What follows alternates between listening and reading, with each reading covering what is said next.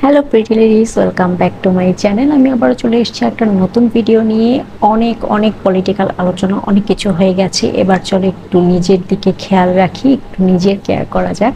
তো সেই জন্যই আজকে তোমাদের জন্য হেয়ার কেয়ারের স্পেশাল কিছু টিপস নিয়ে এসেছি। আর আমি বরাবরই কিন্তু তোমাদেরকে ডিআইওয়াই ঘরোয়া কিছু টিপস দিতে পছন্দ করি, কারণ অনেকেই চায় না যে বাইরের থেকে কিছু কিনে এনে হুট করে অ্যাপ্লাই করতে। তাই অনেকেই চায় যে ঘরে বসে এমন কিছু তৈরি করা যেটা দিয়ে আমরা নিজেরা হেয়ার এবং ফেসের কেয়ার করতে পারবো। সো আজকে হেয়ার কেয়ার নিয়ে কথা হবে, আর আজকে আলোচনা করব হেয়ার কেয়ারের জন্য ঘরোয়া পদ্ধতিতে তৈরি 3টে মাস্ক নিয়ে, যেগুলো তোমার হেয়ারের জন্য অনেক বেশি ইউজফুল হবে। তাহলে চলো দেরি না করে শুরু করা যাক আজকের ভিডিও। আর তুমি যদি আমার চ্যানেলে নতুন হয়ে থাকো, অবশ্যই একটা লাইক এবং সাবস্ক্রাইব করতে ভুলবে না। তাহলে চলো শুরু করা যাক।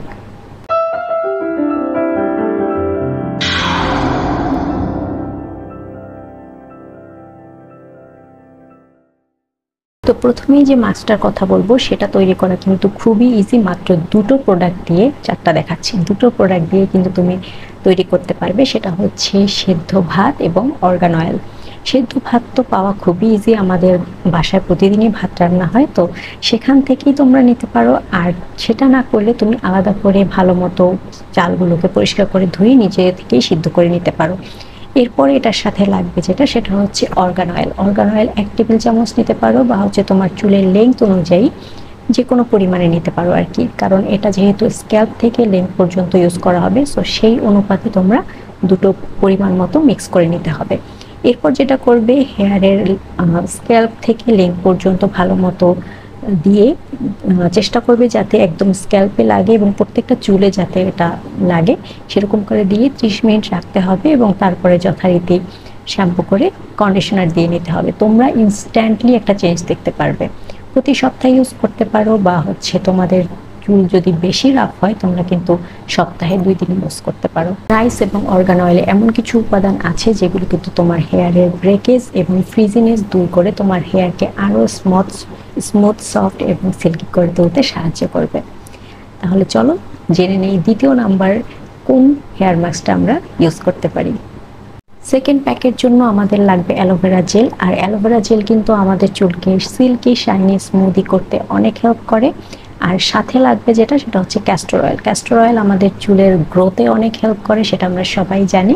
ক্যাস্টর অয়েল এবং অ্যালোভেরা জেলের সাথে তোমাদেরকে নিতে হবে আমলা পাউডার। আমলা পাউডার তোমরা যে কোনো দোকানে কিনতে পেয়ে যাবে খুবই রিজনেবল প্রাইসে। আর আমলা পাউডার কিন্তু আমাদের চুলের যে গোড়াটাকে শক্ত এবং মজবুত করতে অনেক সাহায্য করে। তো এই 3টি উপাদান একসাথে মিক্স করে তারপর তোমরা ঠিক একইভাবে চুলের স্ক্যাল্প থেকে লেন্থ পর্যন্ত লাগিয়ে 30 মিনিট অপেক্ষা করবে এবং একইভাবে শ্যাম্পু করে ধুয়ে ফেলবে। এরপর তোমরা নিজেরাই দেখতে পাবে।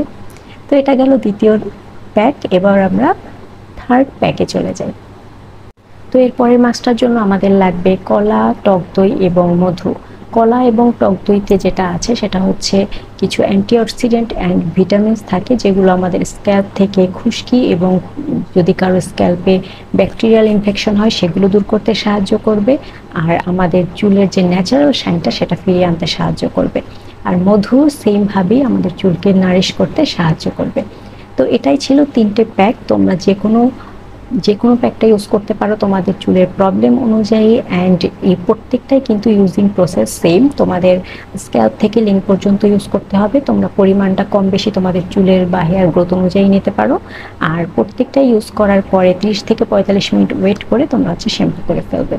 তো তোমরা তোমাদের প্রবলেম অনুযায়ী এটা সপ্তাহে 1 দিন বা 2 দিন ইউজ করতে পারো। একবার ইউজ করে দেখবে যে একদম ন্যাচারালি একটা চেঞ্জ তোমরা লক্ষ্য করতে পারবে। সো আশা করি আমার ভিডিওটা আজকে ভালো লেগেছে। কে কে ট্রাই করেছো এই জিনিসগুলো অবশ্যই আমাকে জানাতে ভুলো না, আর না করলে অবশ্যই করে বলবে। তো আজকে এই পর্যন্ত, চলে আসবো নতুন ভিডিও নিয়ে। ততদিন সবাই ভালো থাকো, সুস্থ থাকো, আর অবশ্যই নিজের কেয়ার করো। So tata.